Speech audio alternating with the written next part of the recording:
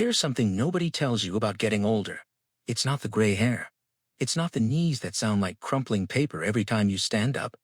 It's not even the way younger people start talking to you slowly, like your ears aged faster than the rest of you. No. What nobody warns you about is the moment you come home from a perfectly good fishing trip in Colorado, slide your key into your own front door, and the lock just refuses you. Flat out says no. My name is Frank Calloway. I'm 64 years old, retired supply chain manager. A man who once backed a loaded box truck into a loading dock in downtown Pittsburgh on a rainy Thursday in reverse, on the first try, and considered it a modest Tuesday achievement. I was standing at my own front door like a man who'd wandered up to the wrong house. I jiggled the key. Nothing. Flipped it. Tried again. Nothing. I looked at the key. You have got to be kidding me. Now, before you laugh, and I know you want to understand that I had just driven 8 hours from Glenwood Springs, Colorado, with a cooler full of rainbow trout, a neck so sunburned it qualified as a geological event, and the quiet satisfaction of a man who had successfully avoided his wife's book club for an entire week. I was supposed to walk through that door like a returning champion. Instead, I was standing on my own porch like a salesman who'd forgotten what he came to sell. I called Daniel. The phone rang twice, which, if you know my son, means he was already expecting the call. Daniel is 32 years old and still won't pick up on the first ring because he believes it makes him look too available. I raised that boy. I know every one of his moves. Hey, Dad. His voice had something in it, something careful like a man walking across ice, testing each word before putting his full weight on it. Daniel, I said, keeping my voice level. I'm standing at my front door. My key doesn't work. Would you like to explain to your father why his key doesn't work? A pause.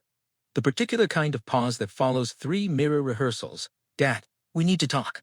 Son, I drove 8 hours. I have fish in a cooler. My back hurts, and my neck looks like a boiled lobster. We can talk. Make it fast, and make it make sense. I heard him exhale. We sold the house, Dad. Now, here is where I should tell you I erupted. That I went full Frank Calloway, which anyone who knew me at 40 would tell you involved at minimum 2 raised voices, 1 pointed finger, and a vocabulary that would make a longshoreman uncomfortable. But I didn't. I just stood there on the porch steps, and somewhere in the back of my mind, in that quiet, dark corner I'd been doing my best to ignore for about 8 months, something clicked. Oh, that part of me said quietly, it's starting. I heard footsteps behind me. I turned around, and there was Margaret. My Margaret. 30 years of marriage. Walking up the porch steps with her hands folded in front of her like a woman approaching something fragile, which technically she was. Frank, she said softly. Maggie? I looked at her. Really looked. And I saw it immediately, the redness around her eyes, the way she was holding her breath, the small tremor in her chin she gets when she's decided not to cry, but hasn't quite won that argument with herself yet. You knew, I said. She nodded. Once, small, ashamed. You'll be better off, Frank. We all agreed it was time. Star we, star I repeated, star we. Star so there was a whole meeting. A whole meeting about my life, and nobody thought to put me on the calendar. Frank, please. Was there a slide presentation, Maggie? Did Daniel bring snacks? I want to know if my future was discussed over chips and salsa, or if someone at least ordered a pizza. She almost smiled. Almost. That almost smile is 30 years of marriage right there. She has always known my humor is armor. Always. I sat down on the porch steps, and that's when it arrived, the full weight of it. Not the house, not the lock, not even the red rims around Maggie's eyes. The fact that I was not surprised. I should have been blindsided. I should have been standing here with no idea why my key didn't fit. But deep down, underneath the fishing trip and the sunburned neck and the 8-hour drive, I knew. I pulled out my phone. Arthur Brennan, my attorney. 22 years. The man who handled my father's estate when my brothers were ready to go to war over a toolbox and a pickup truck. The man who kept my company from collapsing in 2009 and once helped me navigate a property dispute with my neighbor Harold Simmons. That is a whole separate story, and Harold knows exactly what he did. I typed slowly. Jingha Arthur, it's Frank. Quick question. How much time did the doctor say I had left? Xinghao. I stared at that message before I hit send. Because here's what they don't tell you about early-stage Alzheimer's, and I need you to pay attention here, because this is the part that will sit with you. It doesn't take everything at once. It's not like the movies, one day sharp, the next day lost. It's quieter than that. It takes things selectively, like a thief who only lifts one item per visit so you don't notice anything is gone, until one day, you reach for something important, and find empty space. For me, it started small. Keys in the wrong drawer. Appointments made and completely forgotten. A conversation with Harold next door, or what used to be next door, where he mentioned something I'd apparently told him the week before that I had absolutely zero memory of saying. I laughed it off. Harold, you know me. I say all kinds of things. But then came a Tuesday. I got in my truck to drive to the hardware store. I came back to myself sitting in a parking lot downtown, staring at a building I hadn't worked in for 7 years. I sat in that lot for a long time. Then I drove myself directly to see Dr. Patricia Walsh. I remember her office, the potted plant by the window that I always suspected was artificial. The way her voice was steady and careful and devastatingly gentle in the way of doctors who are about to hand you something heavy. Frank, she said, leaning forward, what we're seeing is consistent with early-stage Alzheimer's. Early stage means it gets worse, I said. She didn't flinch. I appreciated that about her. It means we have time to plan. And planning, Frank, clear. Deliberate planning right now is the most powerful thing you can do. Planning. I almost laughed out loud. Frank Calloway, 64 years old, had planned everything his entire adult life. His career, his retirement, the fishing trips, the investments, the college fund, every contingency he could think of. Now I had to plan my own disappearance. So I did. I called Daniel on a Thursday evening. I remember because the game was on and I muted it, which tells you exactly how serious I was. I told him everything. The diagnosis, the visits to Dr. Walsh, the Tuesday I lost in the parking lot downtown.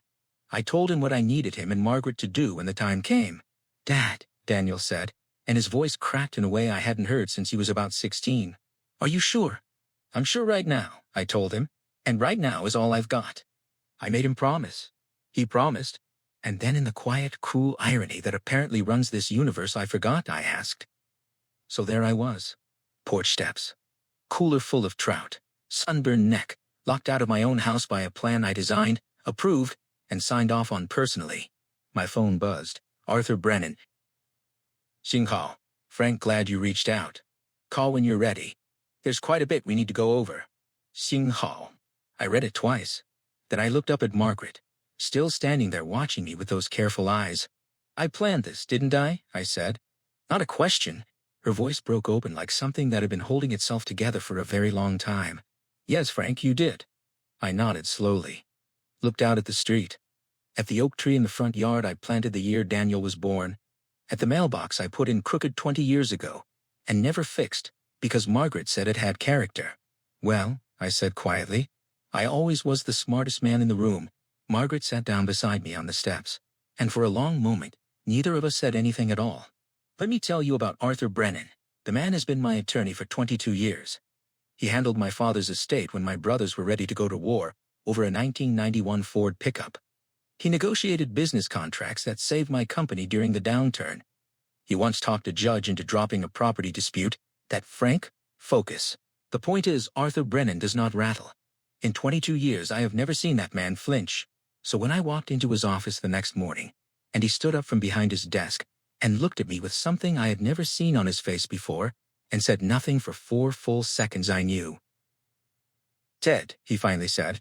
Frank, I said, shaking his hand, you're looking at me like I have a terminal diagnosis. You called me yesterday asking how much time the doctor said you had left. Fair point, I said. I'll sit down. His office smelled like old wood and serious coffee. There was a manila folder on the desk between us. Thick, organized, very Frank Calloway. I thought, whoever put that together had a system.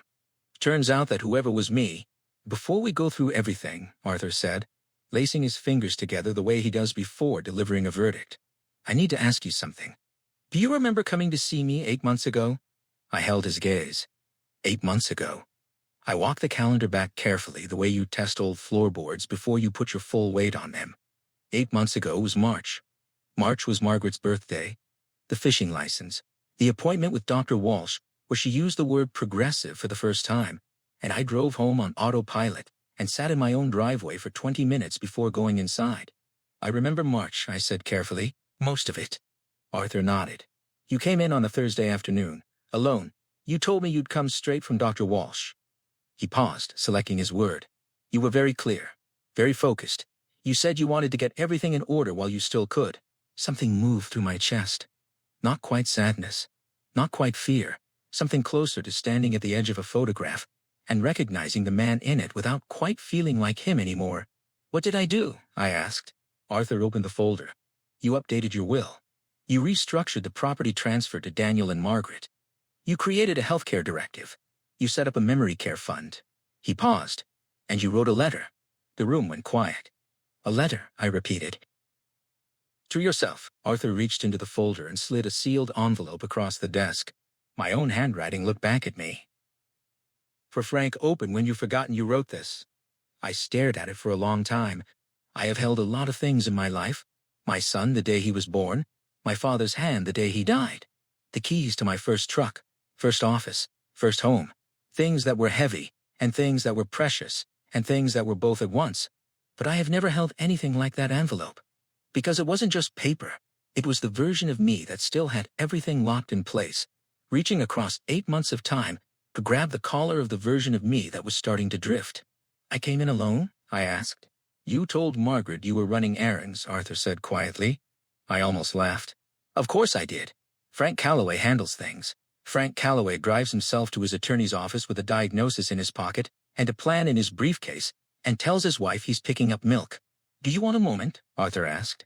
"No," I said. "I want coffee." And then I opened the letter.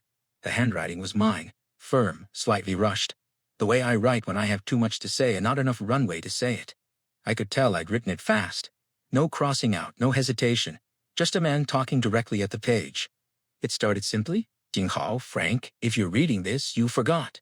That's okay. You planned for that too. Xinghao."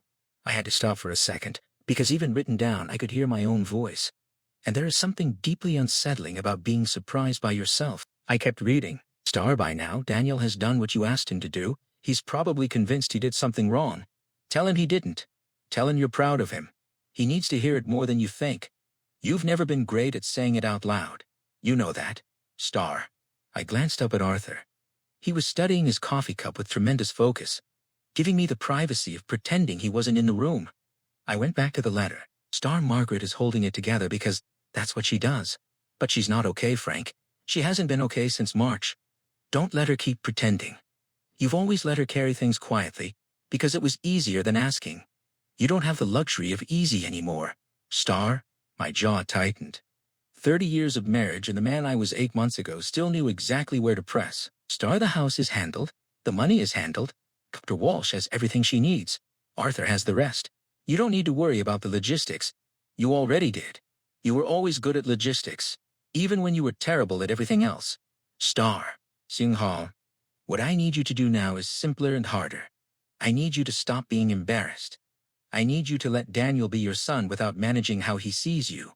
I need you to sit in the same room as Margaret without performing. She married Frank Calloway, not the version with everything under control, the real one, and I need you to enjoy whatever time looks like normal, because normal is going to start getting expensive soon. Don't waste it being stoic. You were never actually as tough as you pretended. You just had good posture.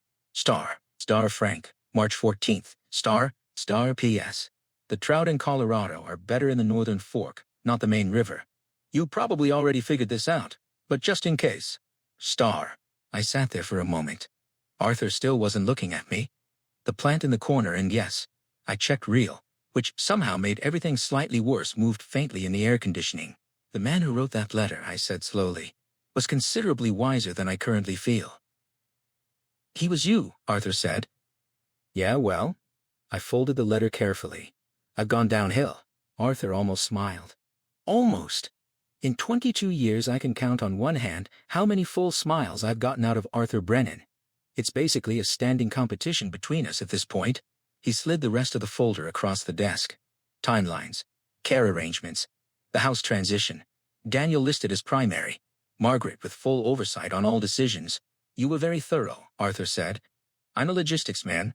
"You also left instructions," he said, and something shifted in his voice. Something quieter. "For how you want to be spoken to when things progress further. What you want people to call you. What music you want playing. What you don't want said in front of you." I hadn't expected that one. "I left a playlist? Sinatra, mostly." "Good," I said. "I always had excellent taste." I stood up, tucked the folder under my arm, slid the letter into my inside jacket pocket, right against my chest, right where a man keeps the things that matter. "Arthur," I said at the door. Did I seem when I came in that day, did I seem scared? Arthur was quiet for just a moment. You seemed, he said carefully, like a man who had decided that fear was not a productive use of his remaining clarity. I nodded slowly. That sounds about right. I called Daniel from the parking lot. He picked up on the first ring, which told me everything I needed to know about how my son had been sleeping lately. Dad? His voice was wound tight, ready for whatever version of his father was on the line. Daniel. I read the letter. Come over tonight. Bring that chicken dish from the place on Merchant Street. Maggie loves that one, and tell her... I stopped. Cleared my throat. Tell her she doesn't have to pretend anymore. I heard my son breathe. Dad, that crack again. That 16-year-old crack I'd been hearing since the porch steps. Are you okay? I looked out at the October morning. I'm clear today, I said, and today is what we've got. 3 days after the porch steps. 2 days after Arthur's office. 1 day after Daniel showed up with the chicken, and the three of us sat around a dining table that used to be in our home and was now in Ryan's kitchen, which still felt like finding your favorite coat on a stranger, and had the most honest conversation our family had managed in probably 15 years. It wasn't easy. Nothing about it was easy, Daniel cried. He tried to hide it, because he is my son, and the Calloway men have historically treated vulnerability like a scheduling conflict. Acknowledge it briefly. Move past it immediately. Never speak of it again. I once delivered my father's entire eulogy without flinching and considered it a personal achievement. But Margaret put her hand over Daniel's and said, "Let it out, baby." And he did. And then God help me, so did I. At a dinner table, with witnesses, crying into a chicken casserole in my son's kitchen, and somehow it was the most like myself I'd felt in months. The second letter came through Harold Simmons. Harold has been my neighbor, former neighbor for 12 years, retired firefighter, fixes everything with the same 3 tools, and an expression that dares the problem to escalate, makes the best smoked brisket within a 4-block radius, and is fully aware of this fact. His wife June and Margaret have been close since before either of them will openly admit. Harold is not a complicated man. He says what he means what he says, and has the emotional range of someone who has pulled people out of burning buildings and concluded that most everyday problems don't quite clear that bar. I trust him completely. He showed up at Daniel's door Wednesday morning. Apparently Margaret had called June, who told Harold, because that is exactly how information travels between our households, like a telephone game that somehow always arrives accurate, with a paper bag containing 2 coffees and an envelope. Harold set the bag down on Daniel's kitchen counter, slid the envelope across without any ceremony, and said, "Arthur called me. Said you'd need this. Said you'd need a friend sitting with you when you read it more than you'd need a lawyer." I looked at the envelope. Same handwriting, same deliberate calm. Star for Frank. Page 2. Read this one alone. Star. I looked at Harold. He called you 8 months ago? You asked him to, Harold said simply. I picked up my coffee, took a long sip, set it down. Daniel, I said, give your old man a few minutes. Daniel looked at Harold. Harold gave him the nod, the particular nod. Retired firefighters, if that means it's handled, they give him his space. Daniel disappeared down the hallway with the quiet obedience of a man still processing the fact that his father had planned everything and is still arriving at the magnitude of that. Harold sat across from me. You staying? I asked. You asked me to, he said. I opened the envelope. The second page started mid-sentence, like it was continuing a conversation the first letter had begun. Like the man writing it knew exactly how that first letter would land and had deliberately left a door open at the end of it. And before you get too comfortable thinking, you've got the whole picture. There's something I didn't put in the first letter, something I couldn't put there because Margaret might have found it. This part isn't for Margaret yet. This part is for you, Xing. I slowed down. I've been keeping something since February. Something Dr. Walsh told me at the second appointment. The one I went to alone. The one I told Margaret was a routine follow-up about blood pressure. Star. My stomach tightened. Xing. She told me that the rate of progression in my case is slower than average. Significantly slower.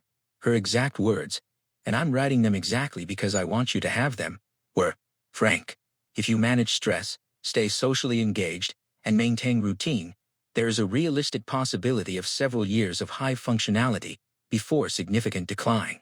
I stopped breathing for a moment. Several years, Star. I didn't tell Margaret because in February she was barely holding herself together. I didn't tell Daniel because Daniel would have spent 6 hours online and come back with 14 conflicting studies in a color-coded spreadsheet. I needed to sit with it myself first. Decide what it meant. Decide what to do with it. Star. Xinghao. Here's what I decided. The house needed to go regardless. Not because I'm disappearing tomorrow, but because the upkeep was becoming a weight neither of us needed to carry. And I knew that if I waited until I absolutely had to move, I'd have lost the ability to make that call clearly. I wanted to make it while it was still mine to make. So I made it. Xinghao, but Frank, listen to me. This is not the ending. This is the intermission. Xinghao. I set the page down. Looked at Harold. He was watching me with that steady, unhurried patience of a man who has sat with people in the worst moments of their lives and learned that sometimes the most powerful thing you can do is simply not leave. You knew, I said. Arthur told me the broad strokes, Harold said.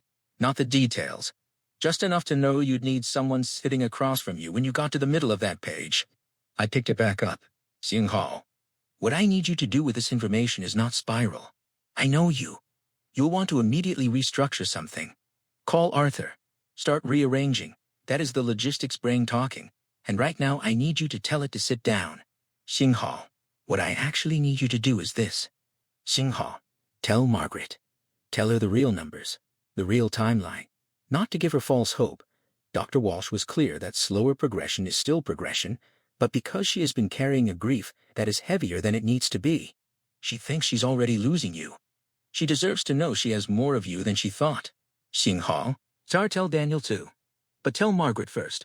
Always Margaret first. Star. Xinghao. And then, Frank, pay attention. I need you to do something you have never been good at.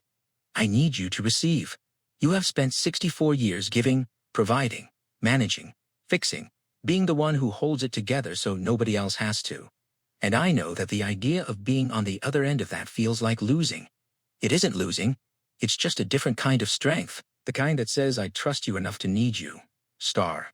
Star, Margaret has been waiting her entire marriage for you to need her. Let her. Star. Xinghao. And Daniel just needs his father present. Not performing, not managing, just present. Whatever version of present you can give him, give it fully. That is all he has ever wanted from you. You've always known that, Xinghao. There is one more thing.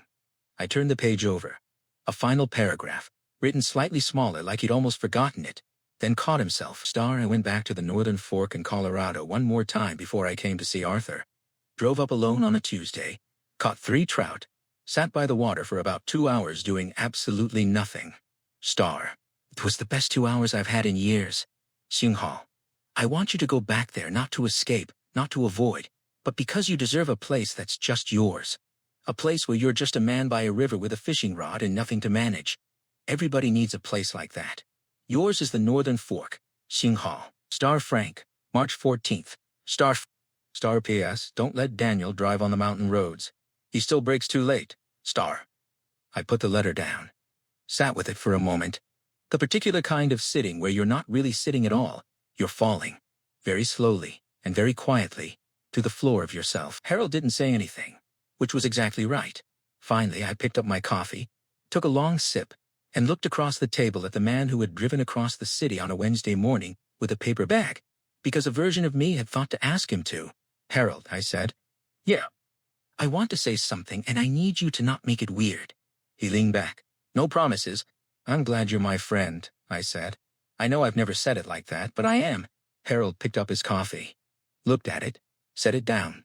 Frank, he said, you are the most aggravating, most self-sufficient, most infuriatingly capable man I have ever met in my life. He paused. And I would drive across this city for you any day of the week. Good, I said. Now don't make it weird. You already made it weird. Fair enough. I told Margaret that evening. We were sitting on the small balcony of Daniel's apartment.